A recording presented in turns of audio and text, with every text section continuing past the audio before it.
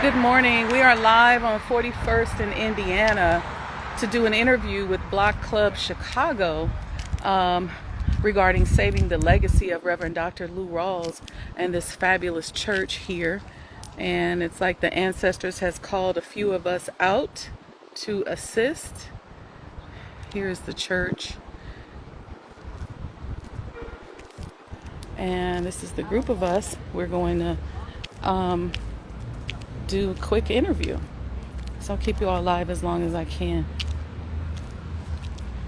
So we have members of the congregation that are not former members of the congregation that are trying to understand what's going on here, right? Because everything's closed, boarded up, material is being hauled out. How long has it been boarded up? Well, I first noticed it Easter Sunday. I passed by and it was boarded up. This past Easter Sunday, 23. So outside of that, I don't know anything else. You haven't been able to talk to anybody or contact them about those conversations? Well, no one knows anything that I talk about. Yeah. So What outside- about Maddie? She would know. And then Cherry reached out to us. We called our numbers for Tabernacle. Couldn't get through to anybody either as well. So they had their last service here for a funeral in September Yes, the last 2022. One of the last service was William Smokey Robinson. Oh, I got his And obituary. he eulogized his director of Yes, music. he did. Yes, he did. The one that did Motown 25. He grew up here, played the organ here. I He know went it's to not. Apollo Theater, Jesus. and he was just visiting. And Reverend Moore took him there. And he asked him if he could sit in. Do you mind if you sit in on the session? He was a maestro. And he got in on the session. He was 16, Reginald Burke. Yeah, He Reggie. said- I have his number. he said I on talked to the him. session, Yeah, at least, his Before brother. he passed. His brother. His brother, Sherry talked to him. And I talked to his brother last night. And he was with Warner Brothers. They did a great deal of, how can I say, promoting with recording artists, Aretha Franklin, different ones like that, and impressions. It just goes on and on. That was a recording, a record, what was it called? Cooke Records. You know that? And that's Reverend Moore. He was a part of that. And he tells the story. He tells But a mostly beautiful- from, I got him on a recording that I did at his house recently. But I got it. But the same thing with, oh Jesus. But it was a famed author, recorder of history. He did a whole story. He spoke almost 2 hours long. I got it. My brain is getting crazy right now. I can't think of his name, but I do, I have a link for that. Because he did the same thing with Harold Bailey. Harold and Wesley. dude. You do have some stories. Sorry. I'm definitely afraid of bees. Andy, I thought you were the beekeeper. I am. I'm sorry. I always draw the bees. My apologies. You got competition. Yeah, I'm sorry. Sweet Spain. Here's how you get the bees away. I'll deal with the bees. I'll deal with the bees. You just gotta go slow and easy. I'm gonna see if I can. If he comes over this way. We got a little lemon water in here, so maybe he'll. This is the one thing I hate about summer. Yeah. It's September when all the fruit's falling down. That's when the bees go. Calling our horns. The last service. Okay, again, getting back to that. Yeah. Okay, Reginald Burke's service was, I think it was September 26th. No, this was July, wasn't it? Oh, July 22nd. But the last pastor was September. That was Shelley. Shelley. Roy, not Roy, Peter Shelley.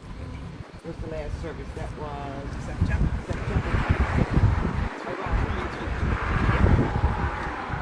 That was the very last service. And was there announcements that what's understood was going to be the last service? Was there any, I don't know, any particular particular notification that were Well, they- kosher certified? But they decided that they were going to do service over the phone, close the building down to call price for the cost. So when that happened, we never opened back up. So the church was virtual, but at some point also stopped going there. No, they still they going still are? right Okay. now. Has anybody been able to speak with the current pastor about the current status of the Well, chairman of deacon board is really in charge. Edward Lane. Yeah.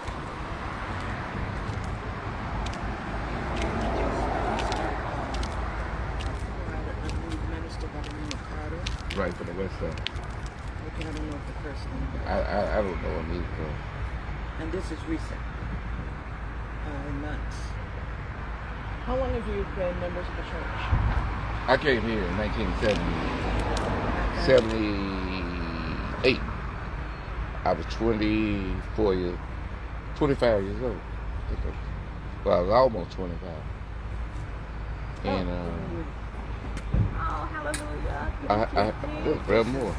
Oh, that's Reverend Moore. Wow. And when I came here, Oh, I was a young okay. man put out Wow. by my girlfriend. But I had no job. I didn't know how to keep a job. And this church taught me how to get a job, keep it. I got married. Thank you for having us. It's an honor to meet you, Say Mary that. Lisa Dell, President in Chicago. Please, I would love to see the thank you. Hi, Reverend Moore. You remember me? I remember you. How you doing? Doing great, you all right? It's good to see you. Good to see you. You look great. I thank you. Good.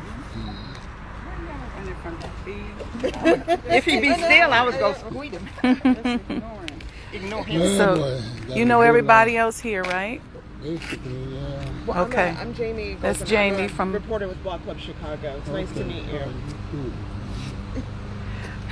Reverend Moore, our goal today is to really just talk about the legacy of Reverend Dr. Lou Rawls, what you all accomplished here, and see what we can do to help unravel some of the legal and interpersonal entanglements that could possibly save this church and save the legacy. Jenny, since you down there, tell Teresa she was up. My daughter. You still in charge, huh? Still giving instructions.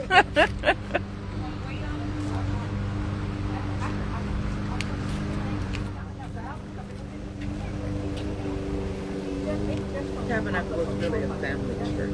I see. Massive, but it was a family church. How many members? We have had as many as 3,000 members in this church. As, Or more. it was 23,000 over the years, over the 50 whatever years fellowship here, and it was sometimes it would be like standing room only, and it seated Yes, sir. up to 4,500. And once church was out, it would stop traffic because it was so many. My family joined the church in the late 1940s. I was born in the late 1940s, and my mother, my aunt joined in the 1950, and my dad's entire family joined in the 50s. My mother joined in 51, and my dad. It was a family church. How important was it to the social life here? It was the socialized. It was, what did they call it, Judith? They called it the fellowship. Yeah, and the socializing was everything. Okay, so you was here practically 7 days a week. You know. This was the largest Baptist church on the south side. And we had at one time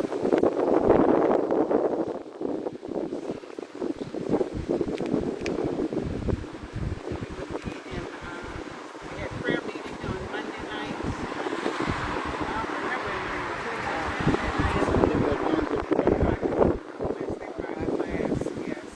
And Thursdays was the senior choirs, Friday was the gospel choirs, Saturday was the ushers.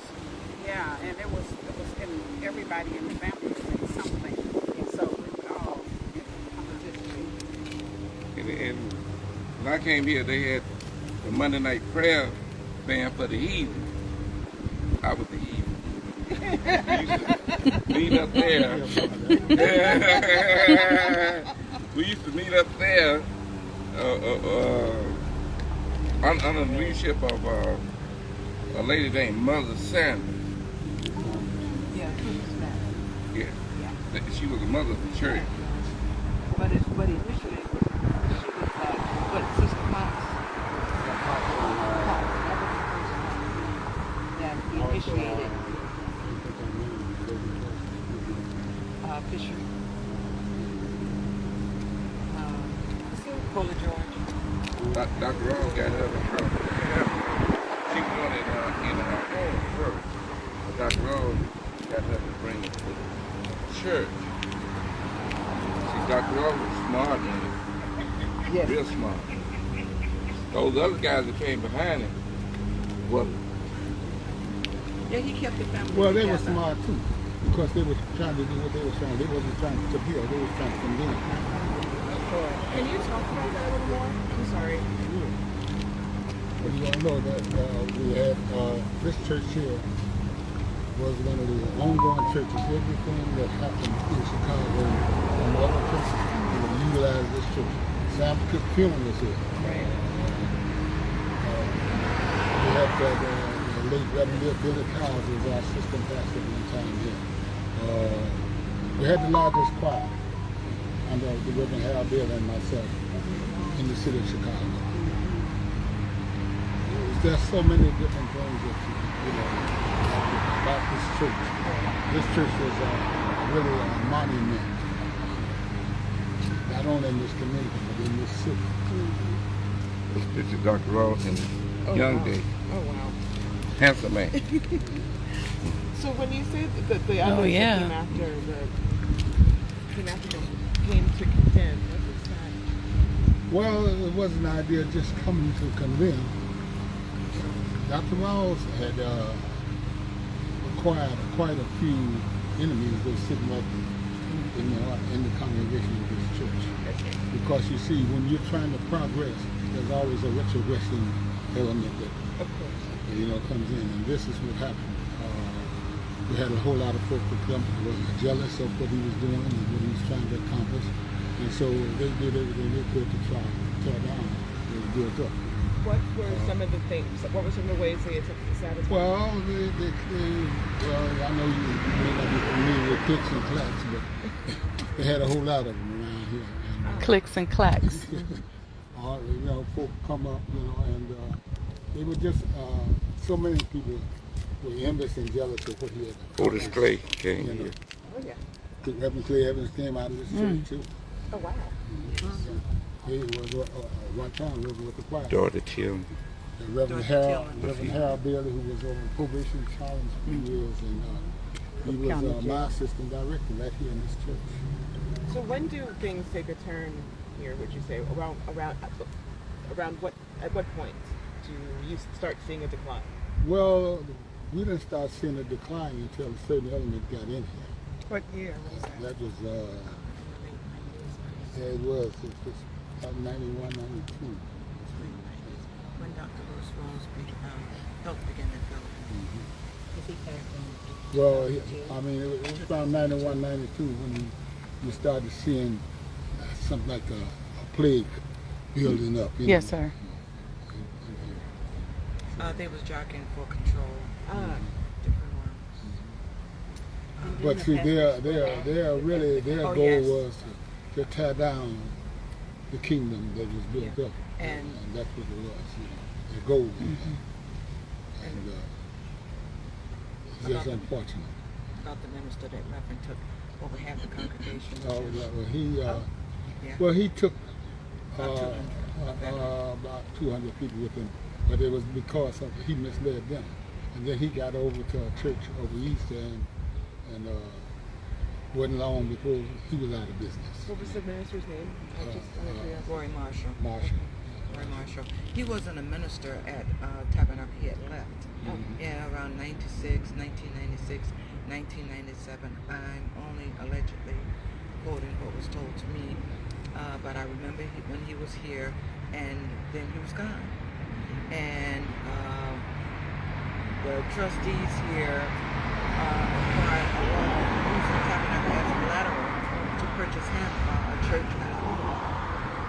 And in about 2011, maybe approximately, the church received information that this building was under foreclosure because of that. So once, how can I say, a deed, a false affidavit. My wedding day coming a out false that door affidavit right was there. submitted for this. I know they don't look like me, do they? Alleged. They don't look like me now, do they? Yeah, you're still handsome. Once a Look lease just like proposal had been presented, My wife's beautiful. then the She bank, is. which She was. Urban, what's the name of the bank? Urban Progress. Urban Partnership. Partnership. Urban Partnership. Exactly, So bank. we call it Once they Progress found Partnership. out that it was a fraudulent transaction, then they foreclosed on the church that was purchased. And that was on the other side of Jeffrey in the 70s. Yeah. About Purnell, no, Chappelle or something like that. Chappelle. Yeah, Reverend Warren Marshall's church. So they foreclosed on his church. But he was not a member here. But they acquired him a church using this building as collateral. And that was in 06. You've also got documents and bought him a home also out in the South Central. And in the meantime, this building continues to fall into disrepair. Yeah. Yes.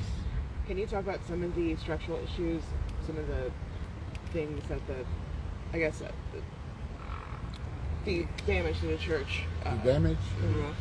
Well, I think that was the biggest problem here, was the roof. This church had so many symbolic. This church has the 12 doors that represents 12 gates to the city. It has the 7 seals that go across the altar of the church. So many different things that were biblical, and everything. So, Dr. Rawls with Jesse Jackson. there's so many things. And push was started. Had Dr. Rawls holding the sheep when they were baptized in Jesus. Right. And that was the mural across the. Do you know who was the artist behind that mural? I can look it up. I don't remember.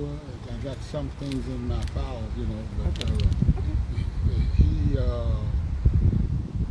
wasn't a member here, but I remember him because he did a whole lot of painting, different churches. I'll look it up and see. And how old is the building itself? Forgive me. This church was built in 49 as well. 41. It was No, acquired in they 41. started 41. construction in 44, and the final format was signed off in 49. 49. Yeah, it was. Because I know I was a little short.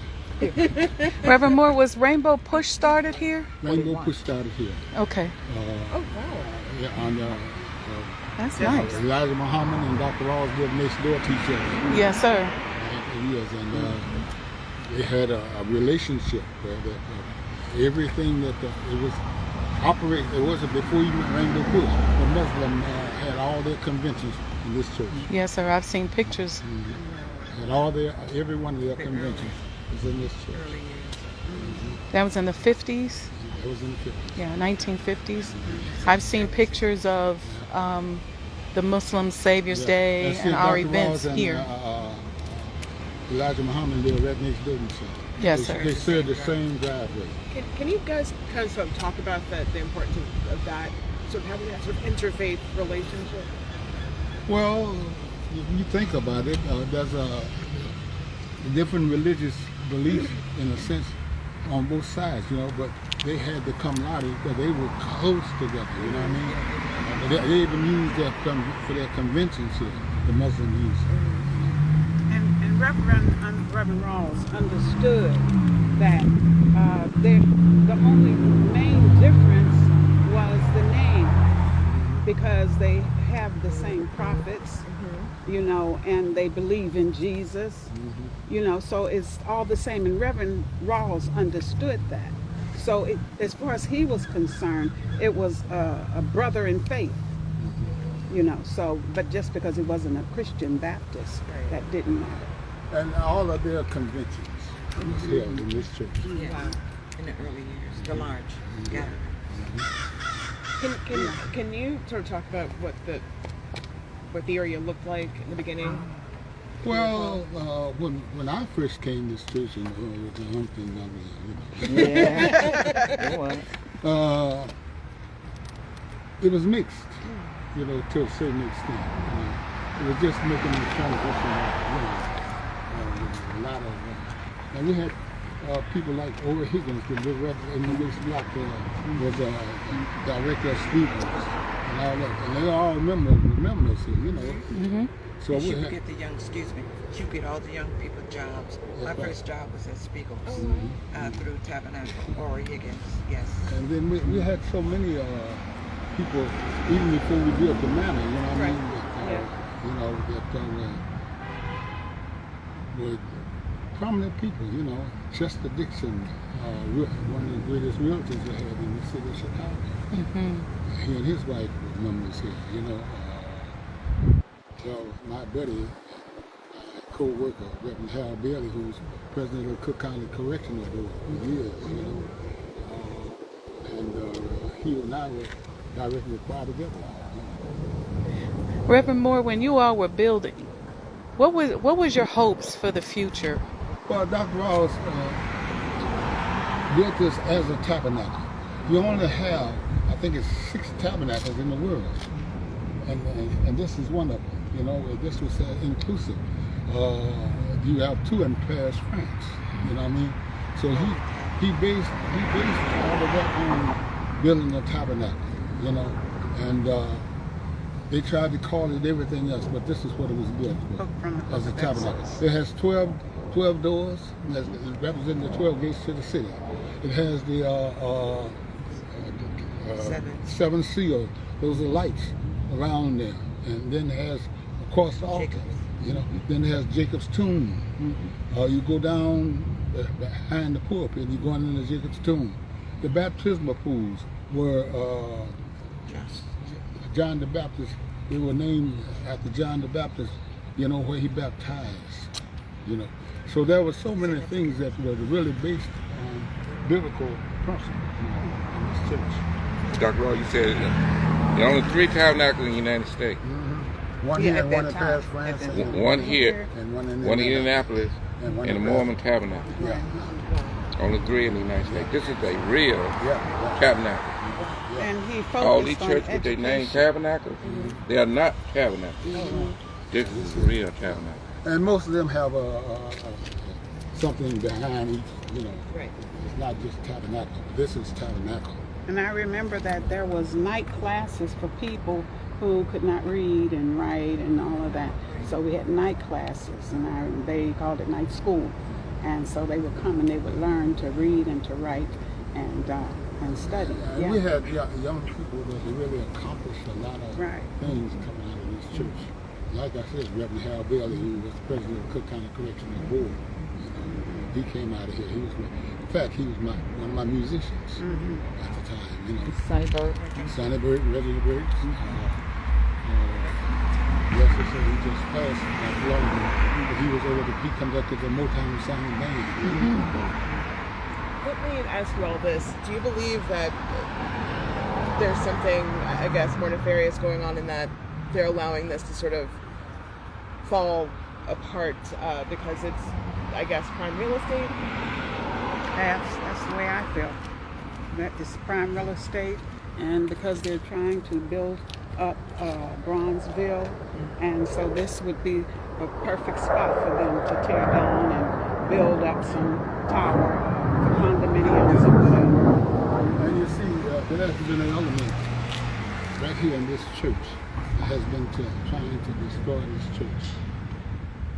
Just for the sake of? For the sake of, because they got a discord somewhere, you know what I mean, and they decided we're going to tear down the building.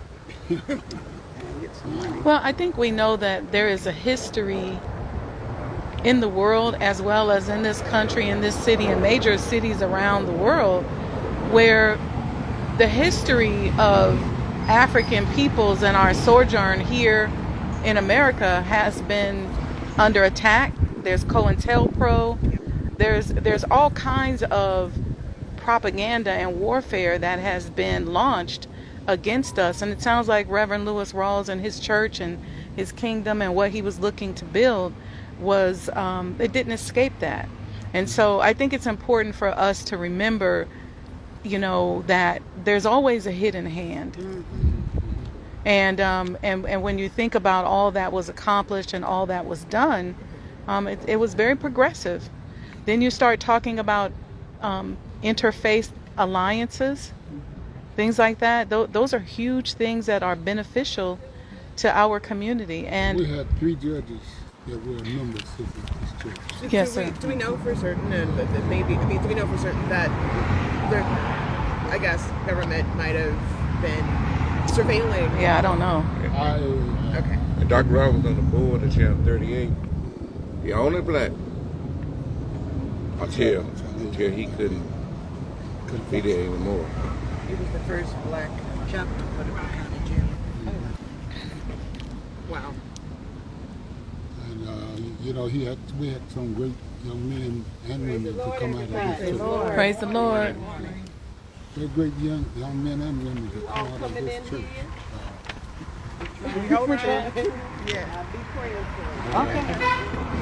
Reverend Harold Bailey, who had probation challenge, he was my musician here for years. You know, there was Cooke, Ada Thomas, Curtown Records. Okay. He was a member of my choir. Yes, sir. You know, The impression. yeah, the impression. Kurt Franklin came here. Yeah. Dr. Rawls was sitting listening to him. He was so impressed with him, he said, he should open the door of the church. You know, What year Kurt Franklin came here? You had to be late on after this. Yeah, well, Kirk Franklin, he was a floater for a while, a long time. And finally, he came in here. I don't know what year that was. Reverend Rawls, do you see, or I'm sorry, Reverend Moore, do you see this becoming a church again, or maybe a museum that documents I see this the as legacy? becoming a church, and I see also as a church that's monumental. You know, Yes, sir. because Dr. Rawls always proclaimed that this church has everything that a tabernacle has. Yes, sir. There's only one other place in Paris, France that has a tabernacle that's built like this. This has the doors and everything, you know what I mean? Right. Even the pews are counted. Everything is counted. Everything is counted out of Exodus. Dr. Rawls used to say, tell all the members, because most of the members live close by. And he would say this every Sunday almost that I was listening. He would say, hold on to your property. Pay your taxes. Because they are coming for this community. Well, his thing was, if even I, be lifted up from the earth, will draw all men unto me. You know what I mean? And this was his. That's what he would come in the pulpit stating. You know what I mean? And like I said, we have had some great people. Chester Dixon was one of the greatest realtors in the city of Chicago. Reverend Harold Bailey, who was my buddy, and still my friend. He had a probation challenge come out of this church. There are so many other projects come out. Eddie Thomas, who was Tom and Curtown Records. And he built the first hospital. Black hospital. Talk about the hospital, because a lot of people don't know that Reverend Rawls had a hospital. Yeah, he had a hospital, 55th and Morgan. Oh, wow. And it still stands. Still stands. It's not a park. It stands there, but it's just it's not. They changed it. But the building, the structure, it's still, it's not all the way gone. That's a pretty cool history, because the little community of Mary that built this building next to the church, that was part of the church, they ended up, this was a small hospital. Oh, yes. The function, the nurses slept in the front, or the nurses who were nuns would sleep in the front, and the patients would be in the back. And so many. They built the hospital at 95th in California. And so many times, Right. they would come over here and visit. And, you know, 'cause I've sit down with Dr. Rawls a lot of times, and just spoke with them, and they would. And you and I went over to the hospital and talked to them all the time. The history, how they Just got stained there glass again. windows. You're good. I'll keep you. I'll watch over you. Thank you. I'm good. They don't hurt me. I mean, they bite me and doesn't hurt too The bad. stained- the But I'm stained good at glass- getting quietly The away. stained glass windows that are now residing at the Little Company Mary Hospital is in their chapel. They was here for about 50 years before they said they asked Dr. Rawls if he could house them until they found a permanent resting place for them. And when they did acquire that, they moved them.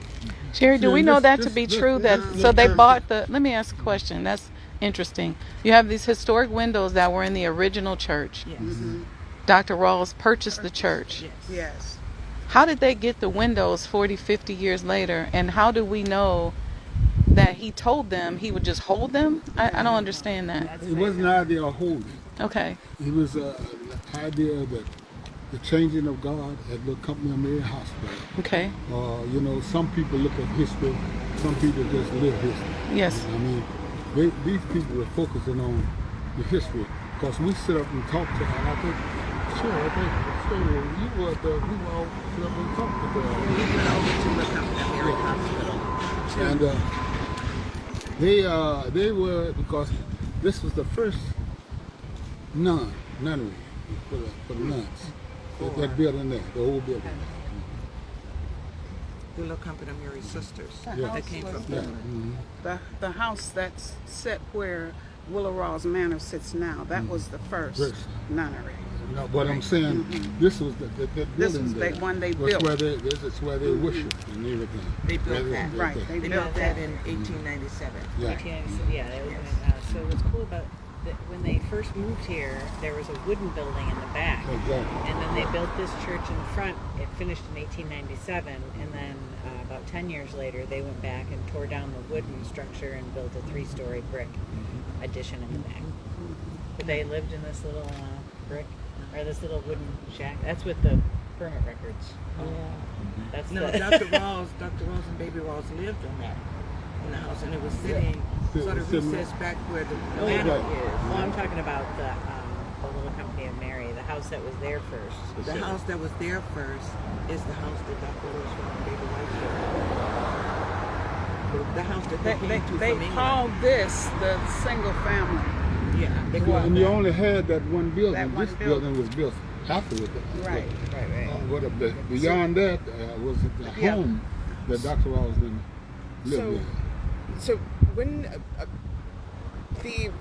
the Willow Rawls apartments, when does that get built, and how does this sort of tie into the church's mission?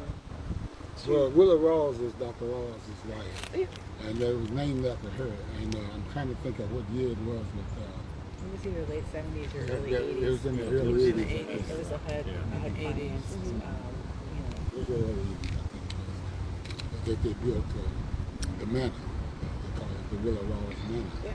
But the house was sitting But his house was sitting there like center of that in the center. area there, because we would have teas over there around the house. In the yard. And that building and the chapel was already there, but the home was still there.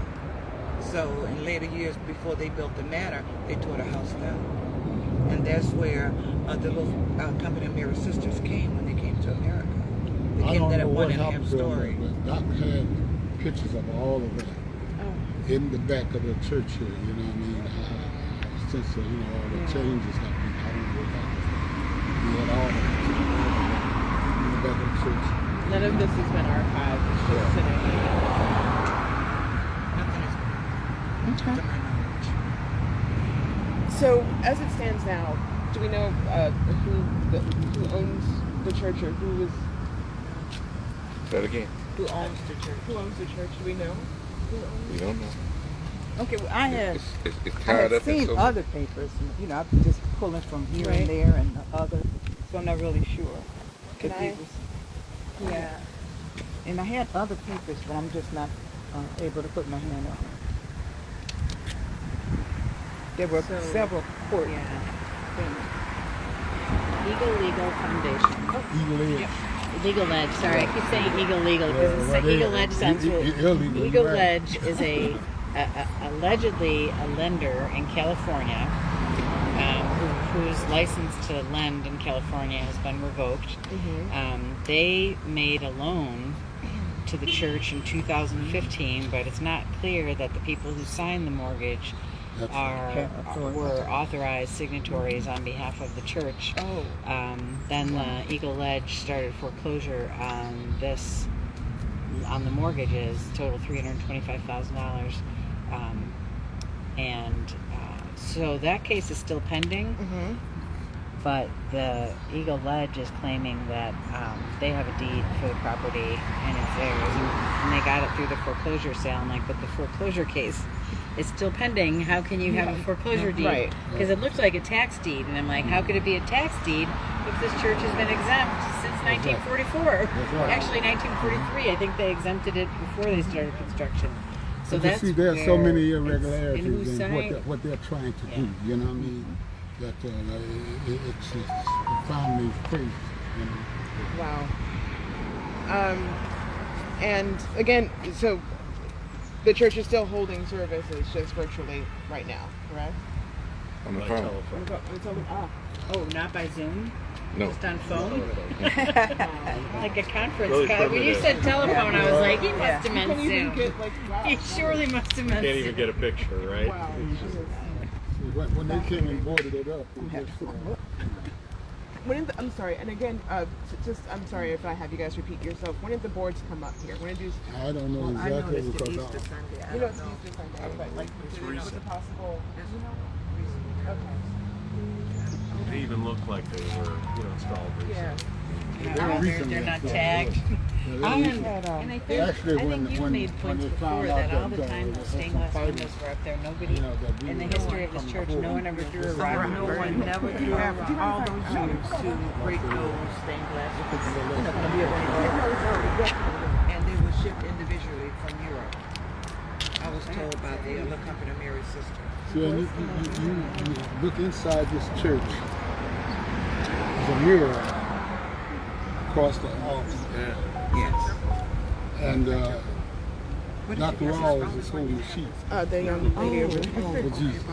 Yeah, I think that's beautiful. Yeah. Beautiful. But this is one where we'd like to see this building landmarked as a designated Chicago landmark because of its history, its rich history, not only tied to the sisters but to Dr. Rawls and his family, and this being a center in Brownsville for the faithful and for the community. This would be really a wonderful first-class landmark. And with the landmarks that have resources for them to repair and rebuild. Exactly, through the Adopt a Landmarks process. This may be even a neighborhood opportunity fund area. I think we'd have to explore that further.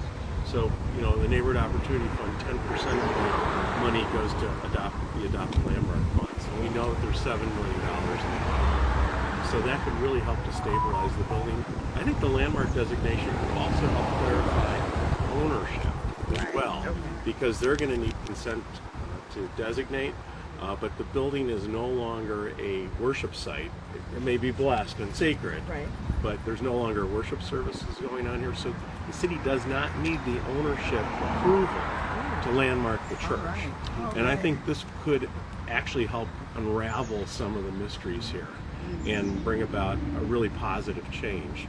Now, landmarks, when it comes time to religious structures, usually likes to designate just exteriors. So it'd be the exterior of the center building from 1897, and this building by Homer Saylor.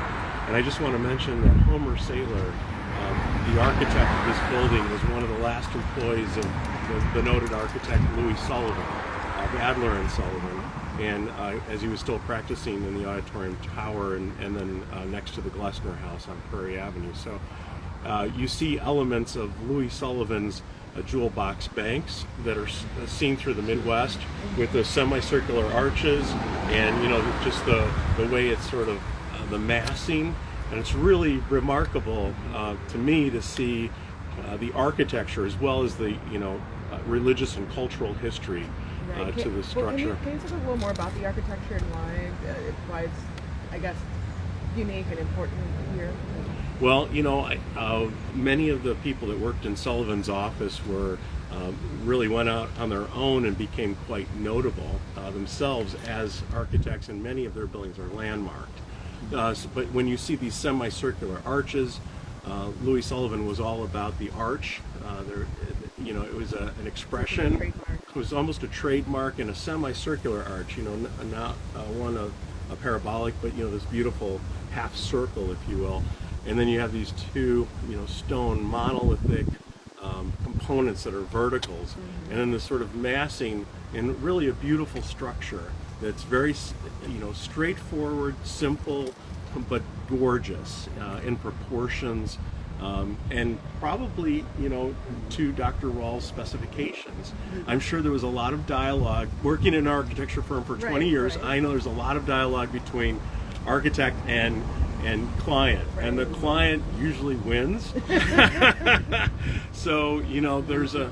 I want to express something. It's declared that Dr. Rawls he win. This is the inside. The last time I was here. Aspects of this church. Last time I was here, and that wasn't too long ago. You have 12. See that the pulpit? Right. All the doors you have 12. That's the pulpit and the carpet. The pulpit going down. That's the pulpit. Now this is what happened in the back. All that water. Altar. You have the 7 seats. See all that water in the back? So everything is biblically astute that's around this church. So, Can we talk a little bit about the black bricklayers Oh, the Masons, yeah. and Masons? I was just trying to pull up that. and I just also wanted to mention. I also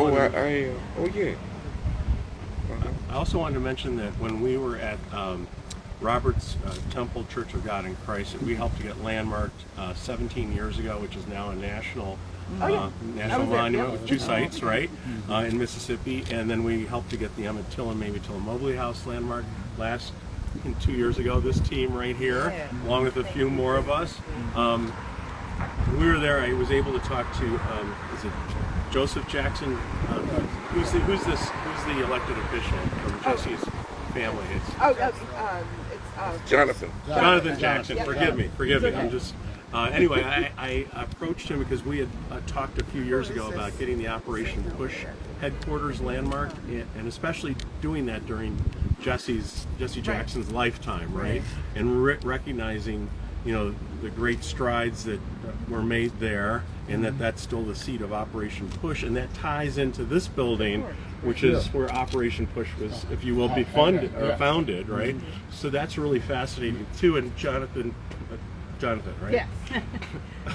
all the different J's, right? Jonathan said to me, "That's a wonderful idea." Outside of Robert's Temple, on the day it was, officially designated with the temporary plaques and whatnot, he said, "I'm going to call you later this afternoon and we're going to talk about this because I really like that idea." So, it'd be really wonderful to get these 2 buildings sort of collectively into landmarks together, tell that sort of mutual story, how they're connected. That would be nice. The Toronto National Heritage Act. Absolutely. And you see, I don't know if they shared with you, but the Muslims use this church for all their conventions. Yeah, that's fabulous. And Dr. Rawls and Elijah Muhammad shared the driveway. Isn't that wonderful? He owned the house that Elijah Muhammad built his 1970s home on that lot. Dr. Rawls told me to stay around one time when they were having a meeting. I didn't know why he told me, but he told me. So they were passing out those white buckets. And one of the buckets came up missing. I never heard so much cussing going on. I say, they're not no different from us. I said, my religion is good. It originated. United Negro Council? Yes. It started with Joe Louis Smith.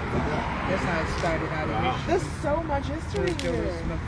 Oh my goodness. The bricklayers? This one was the brick mason who studied at Tuskegee under Booker T. Washington, who Reverend Rawls hired to do the masonry work here. And then this article, I can email this to you. Please This is do. about, he ended up going on, Matthew Goodwin went on to build, I think, 700 homes for African American home buyers on the south side. So, Reverend Rawls was a man of word Wow. and serious deed. Yeah, well, I'll tell you something. I witnessed stuff because I traveled with him a lot. Oh yeah. That man did things that I thought was impossible. He was a 33rd degree Mason. Yeah, we were. wow. We were in the train station down in Oxford, Mississippi, and the train was getting ready to leave. People, and I'm telling them, I'm saying, Doc, we got to go. The train has to leave. And he's brushing me off, and he ain't gonna run in his mouth, and I'm saying to myself, well, we're in trouble now. We're gonna miss this train, you know. This man walked out of the place and just held his hand up and did something, and the train. Wow. I said, I don't believe this. So, and I traveled with him a lot, so I told him, I said, anything you say, I believe. And he was a historian. Yeah. If you ride with him, he tell you every bill, who owns it, how, and some history of it. He know every corner of Chicago. That's right. But when I met him, he was 74 years old. He did not drive. So I could drive.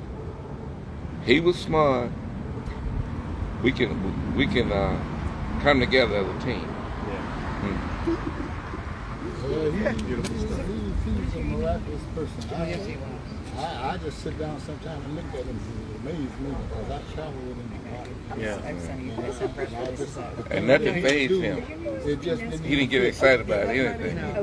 I was like, It's true, he never did it. Because he had faith. And he believed. If he have a always problem, tell me, son, you worry too much. if he have a problem, he can meet him. Seems like the problem, when we leave, the problem is just bad and unsolvable. Then he goes home. Come back the next time, he got it all figured out. That's wonderful. I don't know how he did it.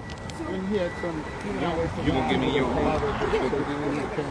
Reverend Harold Bailey. free aid. You know, I'll see you all the my pictures. so many others come out of this church. Sure. So how long do you think would it take to sort of get landmark status for this building? Like how long would the process be? I think if we put all of our research together and all of these stories together, I think we could probably get a landmarks designation report, a preliminary report as they call it, within a 3-month period or so, submitted to the city, and then we'd be on their sort of waiting list. But realizing new leadership at City Hall, I think we could get this into landmarks in the next 6 to 9 months. As an idea.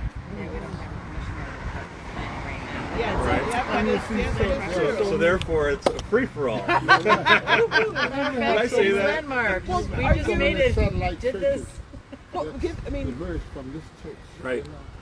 That's Sort of the mother church, if you will. Yeah. Yeah, that's true. That's what's so miraculous. given the new leadership, are you confident that the city will be supportive in this endeavor? I mean, We've seen a lot of houses of worship landmarked in recent years under both right. and actually the new under the new leadership we have a Catholic church in Pilsen that's St. Adalbert we've wanted to see in landmarks for 7, 8, 9 years, and this administration's doing it. And the previous administration was really recognizing a lot of African American churches in the Bronzeville neighborhood and even in Holden and Roseland. Greater Union Baptist on the west side. Greater Union Baptist in the shadow of the United Center, built by William LeBaron Jenney, the father of the skyscraper, after he built the first skyscraper in downtown Chicago, which has been a black church since 1921. So, I think there's a lot of interest in this area, and there's a lot of houses of worship that have great stories, but this is a tremendous story. I mean, it is. It This really is a is. tremendous story. And the relationship, So like important. I said, that we all marvel at the relationship that he and Elijah Muhammad had. You know what I mean? They were like brothers. Yeah. No, it's really amazing, isn't it? That's And what it's a great story that brings people together Right. of all different faiths. So, And I would go to visit him a lot because I guess I was his runner or something, And every time I would go, they would stop you at the driveway because they shared the same driveway. Right. In Kenwood. Yeah. So, what is the worst case scenario here? Like, I mean, say the landmarks that doesn't happen. What happens, or what do you think happens? We don't want to go there. Okay. That's why we're here. That's why that's exactly why we're here. But That's why I was researching till 11 o'clock last night, trying to get all the history of both of these buildings so we can write a landmark report. Because that's not going to happen. It's not going to, how could they possibly say, if you don't care, there's incredible, pre-1900 history here, and there's incredible Black history here, and both places are extraordinary parts of Chicago history. So I know that shed was the first nunnery, right? The architect and the pastor, and its impact on this neighborhood, and his impact on the city of Chicago would be landmark worthy all on its own. The little community of Mary part has some of the same criteria, and they only planned to be here. When I was reading the articles about it yesterday, because I literally was up till 11 o'clock last night. They only planned to live here for like 5 or 10 years because they were like, surely this country's going to get it right, and we're not going to have to provide health care for the sick and infirm anymore. And then they had to build a gigantic hospital on 95th in California. They moved in there in 97, and then they moved into their new church, I think, in the new hospital in about 1928 or 30. And you know the windows over there came out of the church. Really? But to your point, most houses of worship in Chicago are recognized in the Chicago Historic Resources Survey as, color coding orange or red for the most part. And because this was built late, and because of the survey did not catch this building or so the church or the former center, we don't have any protection. So if there was a demolition permit applied for, the city really couldn't move fast enough to landmark it. So I think realizing that it doesn't have that 90-day demolition delay stay, it would hold, which it would have if we were orange or red rated. I think there's a real priority to actually expedite this process. And if we could get it in the door as a preliminary landmark or preliminary landmark recommendation, it would have all the protections of a landmark through the process. And I think so it's really important to maybe expedite that, realizing the boards went up recently. The stained glass windows and other features were being hauled out of here. I think it's really important that we do this sooner rather than later. So Mary Lou will be working on a report with Wendy. And the congregants. The congregants and pastor. Just like we did with Greater Union Baptist, which I was telling Sherry and the other day that I'm like, Baptists are pretty great. I've worked with 2 Baptist churches in the last year, and I'm like, you guys are making me feel squishy about Baptists. I might have to think about converting. But what we did at Greater Union, though, was to interview. We interviewed about 14 either former pastors, deacons, and congregants, and the city admitted their oral testimony and the transcripts into the official landmark record. So we really wanted to capture the story. Like when you're talking here about all the different groups, and at Greater Union, your family would show up Saturday morning for the start of whatever they were doing, and they would be there through dinner. There was just like, you got choir, you got junior choir, you got senior choir, you got the boys. You did. Yeah, you really did. It was really your first home. And there were 4 or 5 women. There were 4 or 5 women who cooked in the kitchen all day. Who started Probation Challenge. He was the musician. Yeah. And he had a tremendous program where we were hiring young people, and getting them jobs and everything. My mother was stationed at for 10 years. Oh, yeah? Wow. Your mother? So you've got a personal connection. Yeah. So we should do all that, and then you know what? I think it would be great if we did oral histories for the landmark designation report, just like Mary Lou and Max did at Greater Union, and we want some of those to go to the history makers. I don't know if any of you have been part of the history makers with Reverend Juliana is a Richardson. part of the history. But you know, their archives, we met with them 10 years ago and suggested that their archives go to the Library of Congress, and now the original copy goes to the Library of Congress, and the copy stays here in Chicago on South Michigan Avenue. But I think it'd be great to capture those histories, even if we can do it just in the landmarks report. But we do want to get those histories that are recorded to history makers.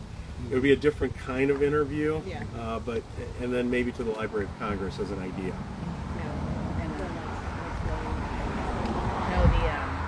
Sorry, I just spaced out on what I was going to say. But the Greater Union, one of the former deacons that we interviewed and had on video, passed away recently. And when we found out, we sent her family the video footage we had of her just 9 months before she passed, where she was talking about her family and her parents and her upbringing in the church, and they were just, so it's a beautiful thing to capture those stories for the congregation, for the city, but for your family and your legacy as well. Because every person I've met around this circle has a great story and has done this great work, which is why we're here.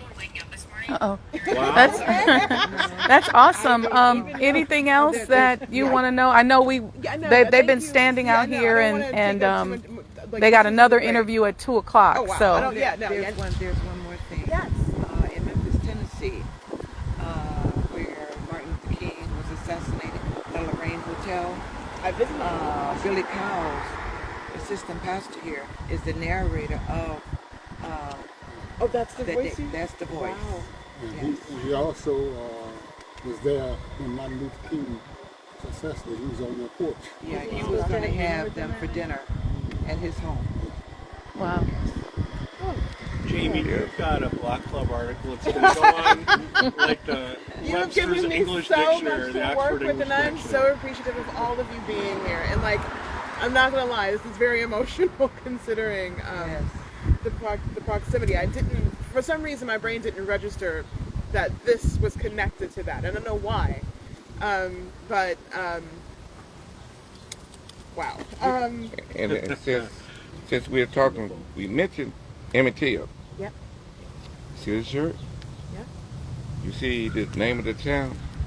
Yeah. Drew, Mississippi. We found out that Emmett Till was killed in Drew, Mississippi. I went to my school reunion.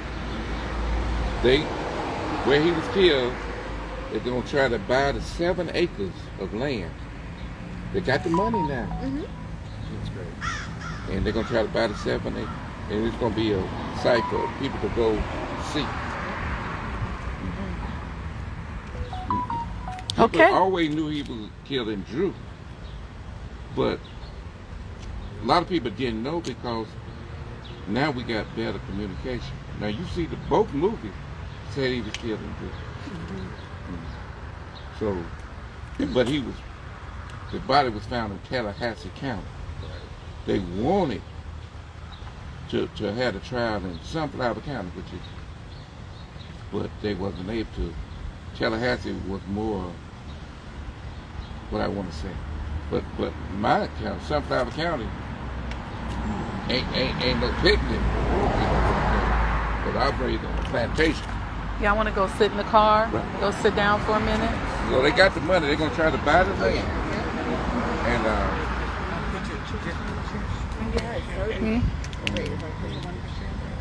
Yeah.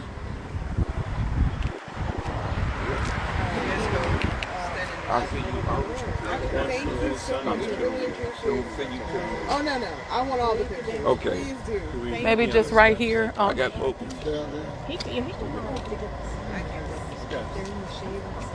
Or maybe just in front of the steps, because I don't know if they can navigate the steps. At the bottom. Yeah. Okay. We got a picture. Yes. So right over there, Reverend Moore. We're going to take a picture. You get in there too. You want me to keep? Yeah, you can hold that.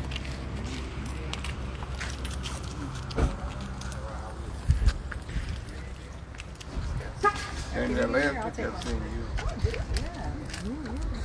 time I stood right there. Jamie, do you want to get in there? Oh, no. I want, this is perfect, actually.